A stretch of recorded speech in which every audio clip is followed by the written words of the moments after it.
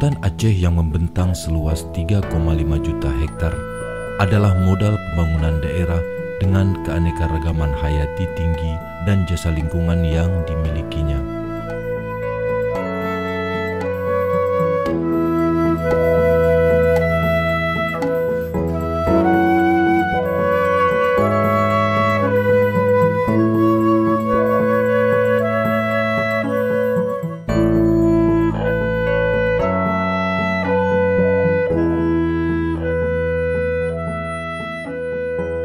Lanskap hutan Aceh juga menjadi benteng terakhir kekayaan keanekaragaman hayati Indonesia yang ada di Pulau Sumatera, yang di dalamnya hidup 4 spesies kunci satwa liar dilindungi, yakni orang hutan, gajah, harimau, dan badak Sumatera.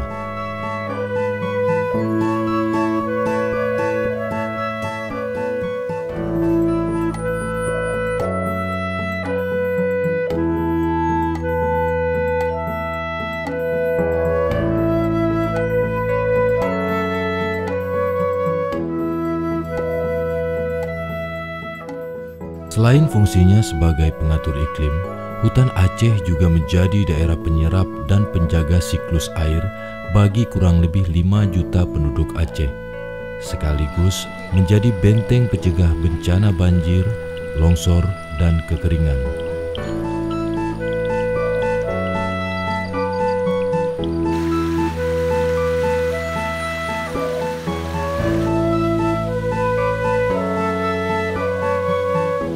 Hutan Aceh juga memberikan nilai ekonomi bagi masyarakat yang hidup di sekitarnya dengan pemanfaatan langsung seperti kayu dan hasil hutan bukan kayu.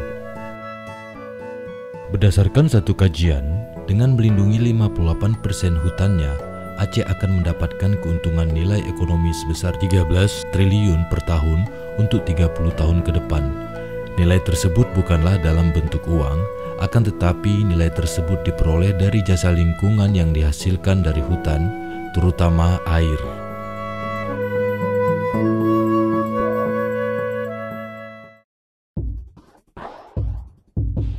Kondisi hutan Aceh saat ini berdasarkan data Yayasan Hutan Alam dan Lingkungan Aceh, terhitung dari tahun 2014 hingga tahun 2018, luas total hutan Aceh berkurang dari angka 3.557.928 hektar menjadi 3.004.352 hektar, atau menyusut 553.576 hektar.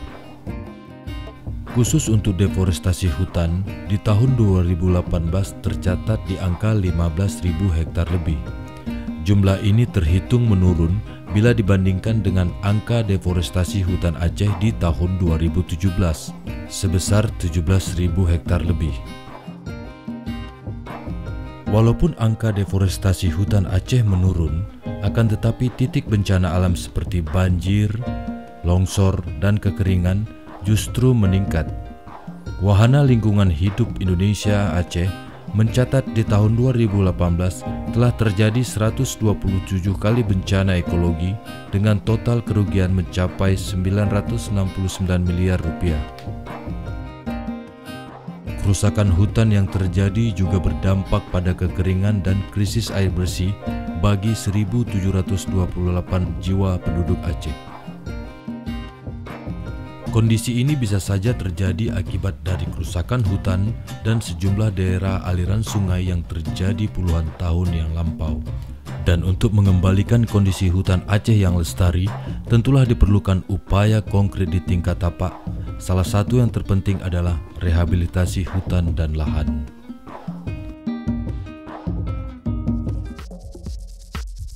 Balai Pengelolaan Daerah Aliran Sungai dan Hutan Lindung atau sering disingkat dengan BPDAS-HL adalah unit pelaksana teknis di bidang pengelolaan daerah aliran sungai dan hutan lindung yang berada di bawah dan bertanggung jawab kepada Direktorat Jenderal Pengendalian Daerah Aliran Sungai dan Hutan Lindung. Berdasarkan Pasal 2 Peraturan Menteri Lingkungan Hidup dan Kehutanan Nomor P10 Tahun 2016, BPDAS-HL bertugas melaksanakan dalam penyusunan rencana, pelaksanaan rehabilitasi hutan dan lahan, serta konservasi tanah dan air, pengembangan kelembagaan, pengendalian kerusakan perairan darat, beserta evaluasinya. Wilayah kerja BPDAS Kurang Aceh itu meliputi mulai dari Kabupaten Gayo Luas sampai ke Kota Sabang, kemudian dari Aceh Tamiang sampai juga ke Kota Banda Aceh. Jadi wilayah kerja kita secara luasan das adalah lebih dari 4 juta hektar. Lahan kritis kita itu hampir 250.000 hektar. Kegiatan RAL adalah merupakan salah satu bagian dari kegiatan pembangunan kehutanan guna mendukung dari mitigasi perubahan iklim, di mana tujuannya adalah melestarikan hutan dan meningkatkan kesejahteraan masyarakat di sekitar hutan dalam mendukung pengelolaan das yang berkesinambungan. Alhamdulillah, ini terima kasih kita sampaikan kepada Ibu Menteri Kehutanan sudah memberikan kucuran dana untuk rehabilitasi hutan dan lahan di Aceh ini cukup besar tahun ini. Memang tahun ini arahnya masih ke pegunungan, dataran, belum ke daerah rawa. Dan ini kita sangat mengharapkan juga dukungan dari masyarakat demi kesuksesan pelaksanaan ini. Kita terlibat terutama di dalam perencanaan. Karena lokasi semua di dalam wilayah kerja kita, wilayah kerja dinas, dan terutama di wilayah KPH. Kita terlibat dalam penyusunan perencanaannya, di mana harus menanam, berapa luasan, bibit apa yang dibutuhkan, kita terlibat di situ. Kemudian juga kita di tingkat lapangan ini akan terlibat terus, terutama dalam mempertemukan pihak pelaksana penanaman ini dengan masyarakat setempat. Kita tahu ini pelaksananya kontraktual multi years, sehingga perlu dipertemukan dengan masyarakat setempat. Mekanisme pelaksanaan rehabilitasi hutan dan lahan tahun 2019 kali ini diawali dengan proses prakondisi di mana para pihak yakni BPDAS HL, Kesatuan Pengelolaan Hutan, perusahaan, konsultan pengawas penilai, duduk bersama membahas terkait peran dan proses pelaksanaan. Untuk penyediaan bibit menjadi tanggung jawab pihak perusahaan yang ditunjuk sebagai mitra oleh BPDAS HL dengan melibatkan masyarakat secara langsung terkait jenis bibit dan proses pembenihannya. Hal ini dilakukan dengan harapan timbulnya rasa memiliki dari masyarakat untuk mau menjaga, merawat, dan melindungi tanaman tersebut.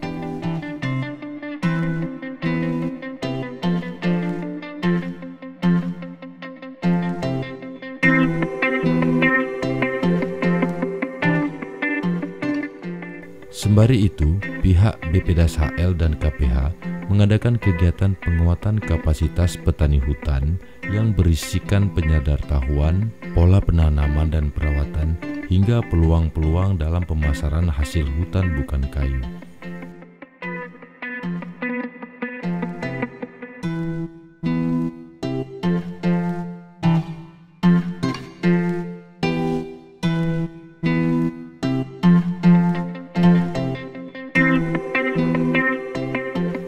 Persiapan lahan tanam menjadi tugas perusahaan dan KPH dalam memilih lokasi dan penetapan luas lahan kritis yang menjadi prioritas penanaman.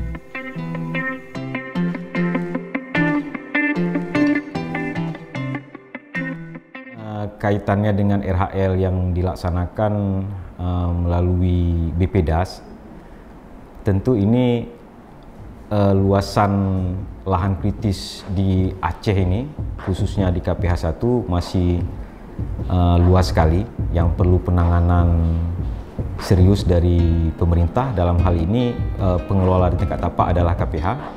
Tentu ini adalah angin segar, input yang besar sekali. Pusat juga menggelontorkan dana yang lumayan besar. Artinya upaya KPH mendapat support dari pendanaannya itu. Untuk KPH 1 pada tahun 2019 2019 ini mendapat alokasi untuk rehabilitasi seluas 1.000 hektar.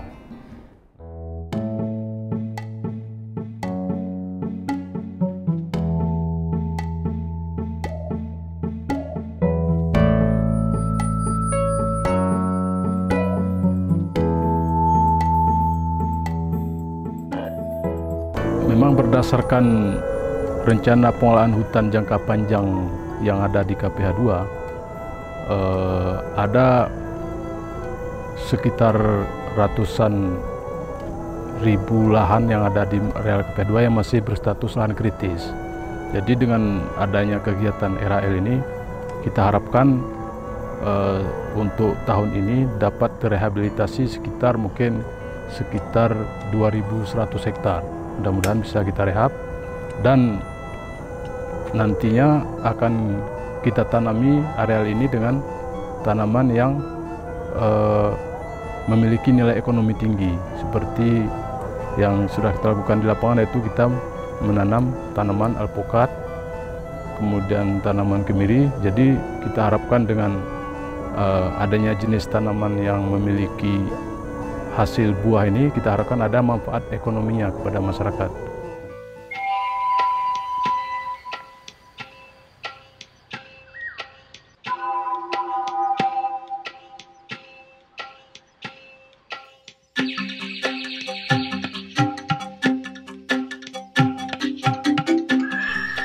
Selain untuk meningkatkan fungsi ekologi, kegiatan RHL di Aceh Tengah, khususnya di wilayah KPH 2, diharapkan dapat berkontribusi terhadap terjaganya daerah tangkapan air di sekeliling Danau Lutawar yang saat ini menjadi salah satu ikon pariwisata di Provinsi Aceh.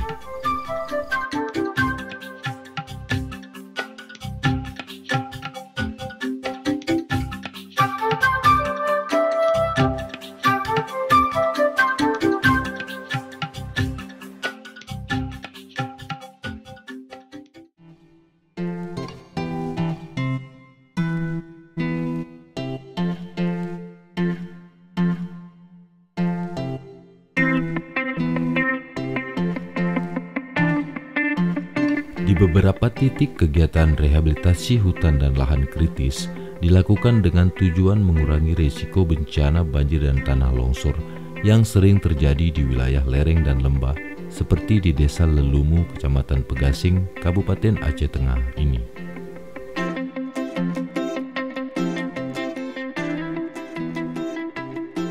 Lelumu ini ada di bawah, dikelilingi oleh pegunungan. Artinya apalagi ketika masuk musim penghujan ini perlu kiranya untuk mitigasi bencana sedini mungkin. Jadi dengan adanya penghijauan ini barangkali sudah salah satu cara pencegahan bencana, kan begitu. Jadi masyarakat di sini meminta bibit alpukat yang lebih banyak ditanam daripada pokok aren, kemiri. Tetapi kami sebagai gereja di sini meminta juga aren untuk mempertahankan tanah dari longsor. Yang ditanam sekarang ini di dalam kawasan kan 130 hektar, tetapi masih kira-kira yang ada kerjasama sama KPH ukuran 10 hektaran lah yang sudah tertanam. Jenis-jenis yang ditanam yang jenis sengon, termasuk pinus tadi ada, jarang-jarang alpukat. Tetapi masyarakat di sini kebanyakan meminta juga lahan yang nggak kena kawasan, di luar kawasan. Karena di luar kawasan kan banyak hutan-hutan gundulnya. Jadi masyarakat di sini meminta yang itu pun dihijaukan lagi.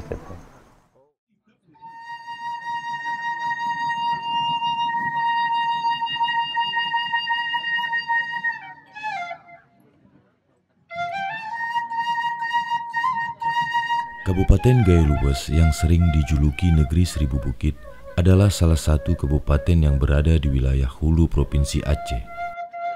Secara siklus hidrologi, Kabupaten ini memiliki daerah aliran sungai layaknya menara air yang menampung dan mengaliri sungai di beberapa kabupaten bagian hilir Provinsi Aceh. Berdasarkan hal tersebut, maka pada kegiatan rehabilitasi hutan dan lahan tahun 2019 ini, kawasan terluas untuk rehabilitasi hutan dan lahan ada di kabupaten ini, yakni 6.310 hektar dari 10.500 hektar target penanaman.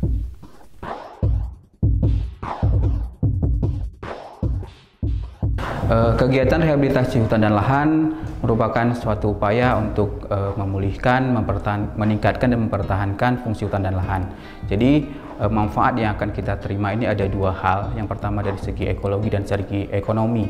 Kalau dari segi ekologi, jelasnya bahwa dengan adanya kegiatan ini hutan-hutan ataupun lahan yang selama ini kritis, yang selama ini kosong dapat tertanami kembali.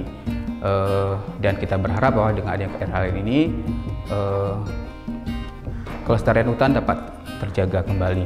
Kemudian dari segi ekonomi bahwa dengan alhamdulillah ya, dengan pada tahun 2019 ini fokus daripada jenis bibit itu tidak lagi seperti tahun sebelumnya. Jadi itu tergantung dari permintaan masyarakat dan disesuaikan dengan kondisi lahan setempat, di mana masyarakat tentunya akan telah memilih tanaman-tanaman yang menghasilkan. Yang sudah kita laksanakan adalah yang pertama sosialisasi.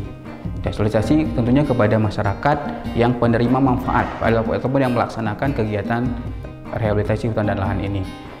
Juga di sini kita juga melibatkan instansi lain juga termasuk di sini, misalnya ada lembaga-lembaga NGO dalam tahapan-tahapan penguatan kelembagaan di masyarakatnya.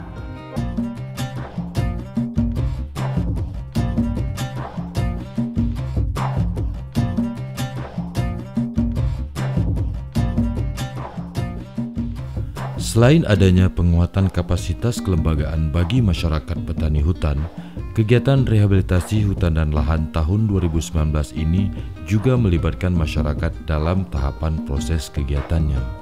Kami tos anak keretone, misalnya kami si kuklibet tanohe, hanya kami suan, mari kami suan hanya urus-urus pongi sikit kanak-kanak ni. Saya ini sawah nganguk suan hanya kami oten nari ketonnya kebun kuam plastik, hanya suan, mai pakai ni kubur puru ku puseu. Oh ya, wanong seperti ya. Kami kini berbuat senang hati kami, nerabilnya anak kami, pesantren, sekolah, ulak pe kami ku rumah kami dekat, GP kini dekat, senang hati kami. Kadang-kadang kami ke masalah bibit ini, ganti kami tiru permohonan ke pertanian. Tapi kadang-kadang saya dapat, kadang-kadang dengan area bibit ini kami syukur alhamdulillah ketika kuceraan jurahan bibit ini, karena hian ni jadiin bibit hian sesuai menurut tanah urung hian hawa. Iko kita pindah bekul lebih subur di atas.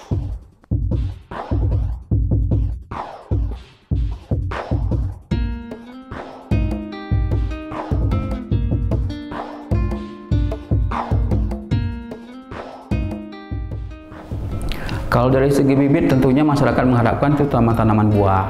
Kalau kita di sini kan namanya MPTS ya, multipurpose tree species kalau kita dari segi kehutanannya. Tapi yang pasti itu tanaman-tanaman buah yang itu menghasilkan untuk masyarakat. Contoh yang paling digemari masyarakat di sini adalah dan cocok ya, itu alpukat, kemudian jengkol, peti, dan durian. Dibukanya ruang bagi masyarakat dalam kegiatan rehabilitasi hutan dan lahan oleh BPDAS HL Krung Aceh di tahun 2019 ini sesuai dengan rancangan operasionalisasi corrective action dari Kementerian Lingkungan Hidup dan Kehutanan, yang mana disebutkan bahwa lokasi rehabilitasi hutan dan lahan harus berada di dalam kawasan hutan, di mana terdapat pengelola atau pemangku hutan, serta tidak adanya pembatasan jenis tanaman yang disesuaikan dengan kondisi lahan dan keinginan dari masyarakat.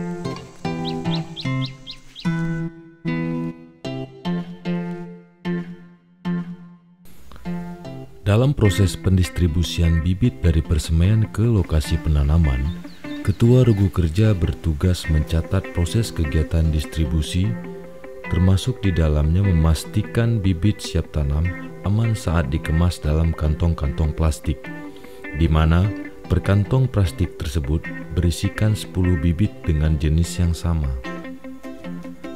Pendistribusian bibit biasanya dilakukan dengan menggunakan mobil ke lokasi-lokasi penanaman. Tapi terkadang masyarakat juga ikut membantu proses distribusi dengan kendaraan mereka sendiri.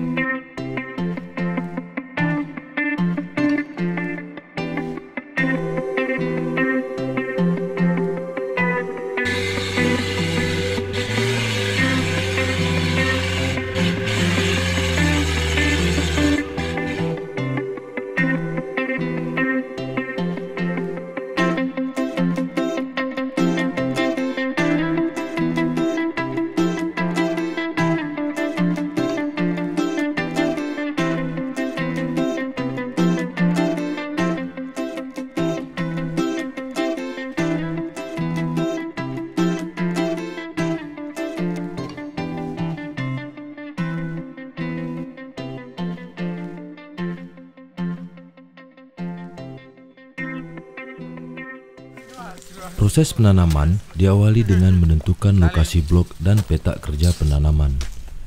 Regu kerja mengukur dan menandainya dengan memasang patok dengan tali sebagai pembatasnya.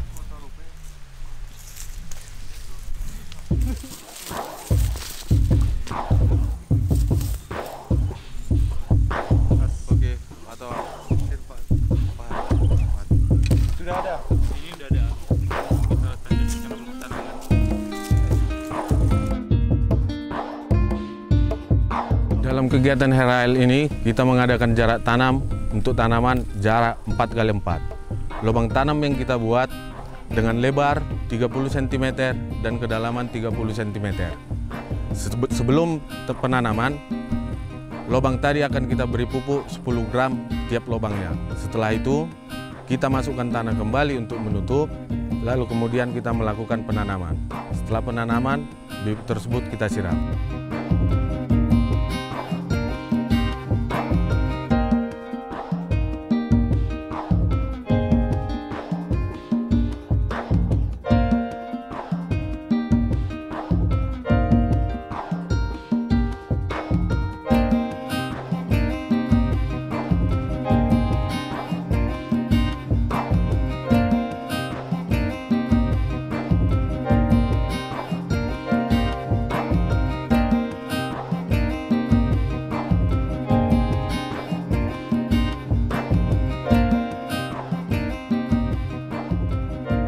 Mengikat kepercayaan masyarakat.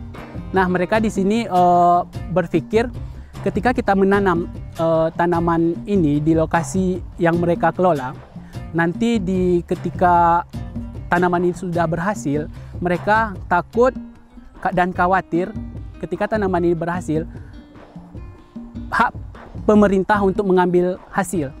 Nah, di sini kami selaku tenaga pendamping memberikan penjelasan yang lebih secara intens kepada masyarakat bahwa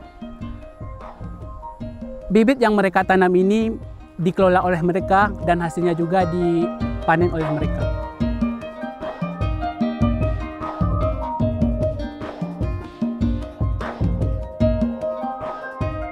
Selain terkendala dengan pemahaman masyarakat, ternak yang tidak dikandangkan menjadi faktor ancaman terhadap program HRL ini, di mana ternak tersebut masuk ke lokasi RHL dan berpotensi merusak bibit yang baru saja ditanam. Di sini kita juga sudah pernah melakukan sosialisasi kepada masyarakat dan kita berencana untuk mendudukkan atau bermusyawarah dengan pemilik ternak, masyarakat pengelola lahan yang berada di lokasi RHL, dan juga perangkat Kampung Bukut, dan juga Muspika Kecamatan Trangon. Tujuan saya di sini yakni mengawasi dan menilai seluruh kegiatan yang bersangkutan dengan penanaman, mulai dari pembibitan, persemaian benih, sampai bibit yang siap ditanam.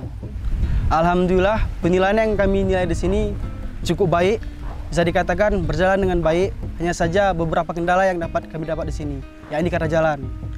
Awal dari kegiatan ini ada seperti bibit, bahan, dan alat yang disediakan semua memenuhi kriteria yang kami butuhkan.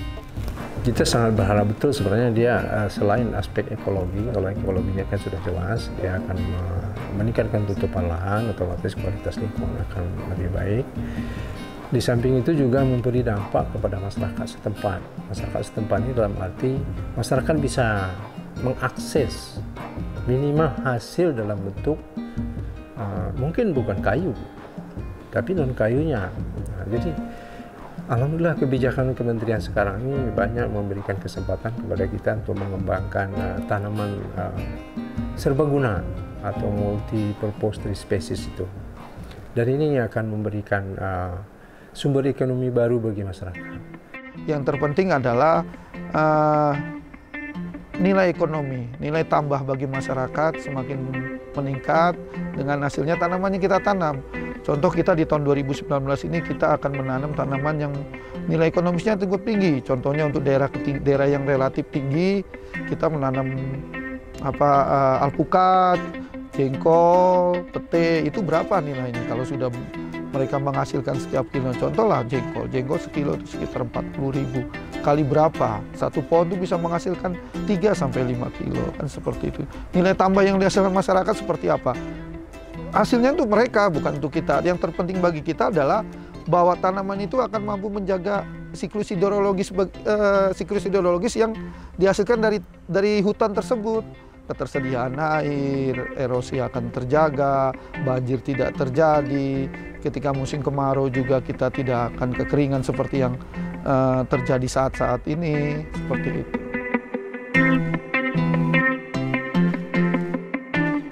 Upaya rehabilitasi hutan dan lahan adalah salah satu langkah pemerintah Indonesia dalam mensejahterakan masyarakat, sekaligus menjaga dan merawat alam Indonesia yang kaya ini. Menanam dan membangun hutan adalah harapan bagi kemajuan di masa yang akan datang. Hutan Lestari, masyarakat sejahtera. Mari menanam!